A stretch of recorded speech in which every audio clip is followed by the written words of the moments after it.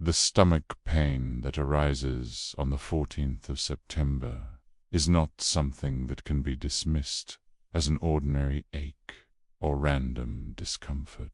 Because when you are marked as a chosen one, every sensation in your body carries a message.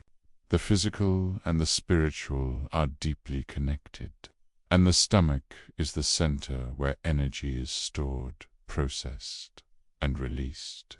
When you begin to feel that tightening or sudden pressure deep within, it is not simply digestion or coincidence. It is a stirring in your spirit, a message from forces unseen that you are standing at the edge of a shift. Many chosen ones overlook these signals, chalking them up to stress, nerves, or the body's natural rhythms. But the truth is that this physical reaction is one of the most ancient and reliable ways your inner self communicates with you. The stomach has long been called the second brain, a place where intuition speaks louder than logic.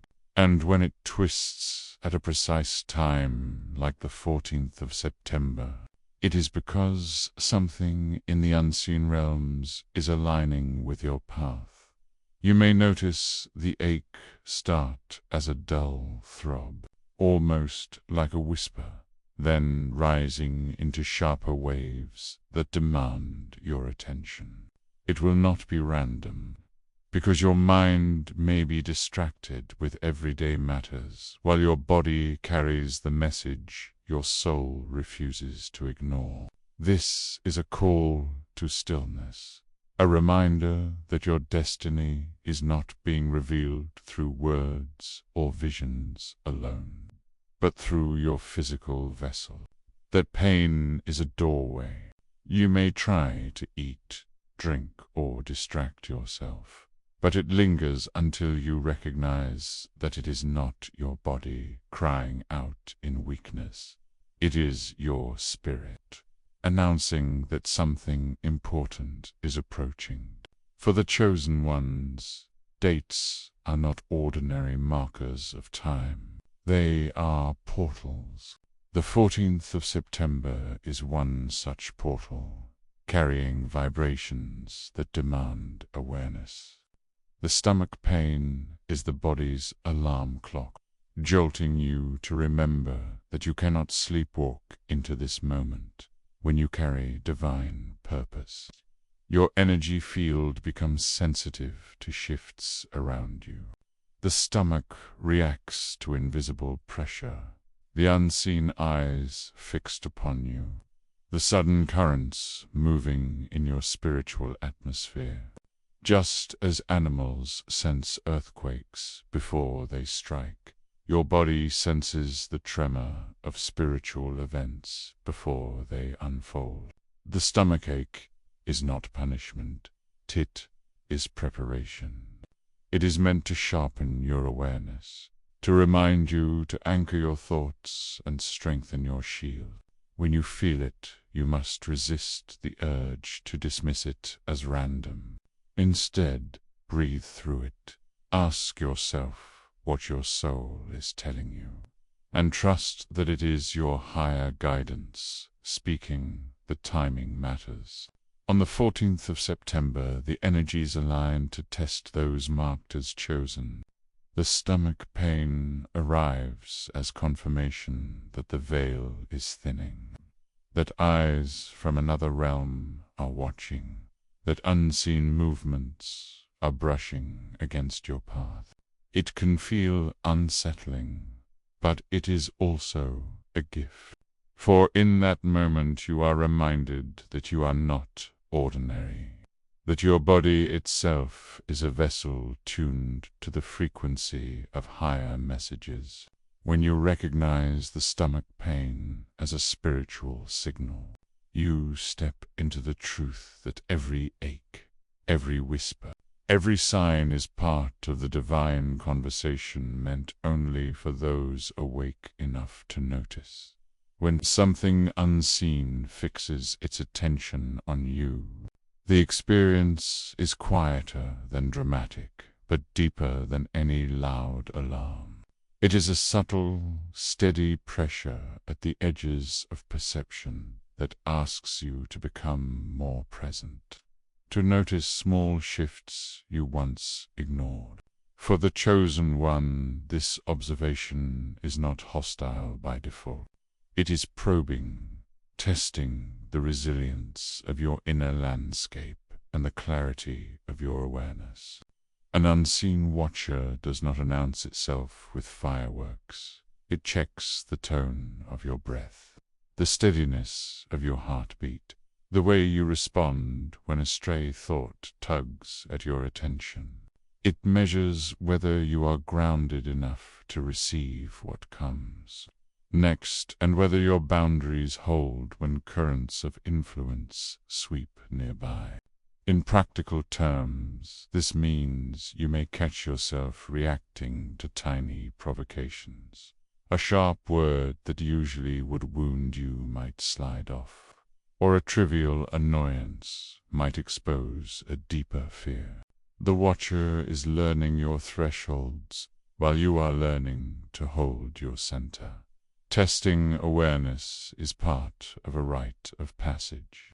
Every test reveals where growth is needed and where strength is already present. You will be tempted to interpret every glance and every coincidence as conspiracy, but discernment is key. The watcher distinguishes between drama and truth by how you carry yourself when nothing spectacular is happening. The you calm in ordinary moments speaks louder than your show of courage in crisis. The tests are designed to peel back layers of distraction, patterns that once gave comfort, people who feed old narratives, routines that keep you small. Each situation that feels slightly off is an opportunity to practice inner sovereignty, to notice your body's cues, to question automatic reactions, to refuse to hand away your power through fear or pretense. This is why the stomachache on the 14th of September matters. It is a bodily flag signaling that the watcher's attention is on you, and that your practice of presence must be tested. Being observed by something unseen also invites you to refine your energetic hygiene. If your field is cluttered with unresolved emotion, habitual worry, or energetic leakages, the watcher will register these, and the tests will expose them. It is not vindictive. It simply reflects back what you hold. When your boundaries are porous, you will notice subtle drain, tiredness that comes without reason, confusion clouding simple choices, an inexplicable pull toward people or places that diminish rather than elevate you. Learning to close the doors that let that drain occur is part of the work. Practices that anchor attention, breath, brief rituals of centering, conscious pauses before you speak, become shields that not only protect you, but communicate to the watcher that you are stewarding your inner state. The watcher respects clarity. It is drawn to those who steward themselves with intention. Tests of inner strength will not always be dramatic trials. Often they are invitations to show up in small, consistent ways. Saying no when you really mean no. Staying in a difficult conversation without collapsing into blame, or choosing integrity over easy approval, are the quiet demonstrations that signal maturity. The unseen observer is less impressed by heroics than by the accumulation of these small acts, because they prove you can sustain your purpose when the lights are low and no one is watching. This accumulation matters because what follows observation is often an opening, a softening of the veil, a chance to receive guidance or to step into a role that requires steadiness. The watcher's tests are like rehearsals for that opening, assessing whether the inner architecture can bear more responsibility and whether vulnerability is coupled with reliable strength. As you surrender less to fear-driven reactions and more to mindful response, you shift the relationship with the watcher from one of scrutiny to collaboration. What once felt like being stalked becomes a mirror and then a mentor, reflecting back where you are strong and where you need refinement. This transformation does not happen overnight. It happens in the repeated choices to claim your attention, to listen to the body's signals without amplifying them with panic, and to practice small acts of integrity that, over time, build a foundation resilient enough for whatever follows. The presence watching you may remain unseen, but its purpose becomes clearer as you steady yourself, and the tests stop feeling like threats and more like checkpoints on a path that asks only that you be awake, honest, and committed to the inner work that prepares you for the next step of your destiny. Recognizing and responding to the signs is not merely about noticing that something unusual is happening, but about training yourself to interpret and act on the messages in a way that aligns with divine guidance. Before the chosen one, the world does not operate through coincidence. It operates through coded whispers, signals, and confirmations that others overlook. A sudden shift in the body, a dream that feels too vivid, a repeated number sequence, or the persistent knot in your stomach on the 14th of September. These are all keys waiting to be turned. Ignoring them allows fear and confusion to spread, but leaning into them provides direction. The signs often come at inconvenient times, forcing you to pause when you would rather rush, to reflect when you would rather distract yourself, to confront truths when you would rather avoid them. Each time you stop and ask, "What is this trying to tell me?" you strengthen your ability to walk in alignment with the higher forces that guide you. Responding to these signs does not mean overanalyzing every detail of your life until you drown in paranoia.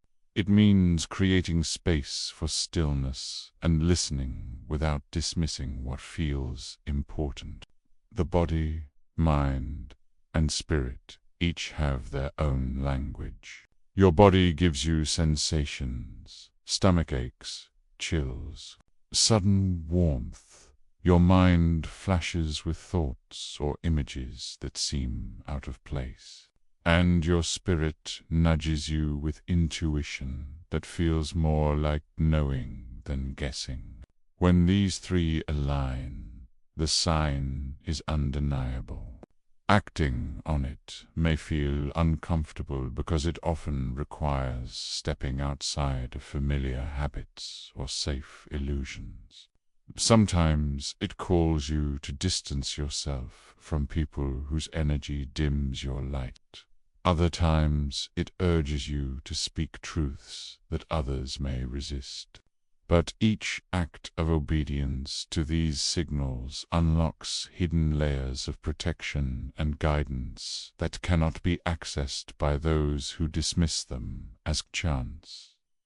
As you begin to trust this process, you realize that responding is not about control.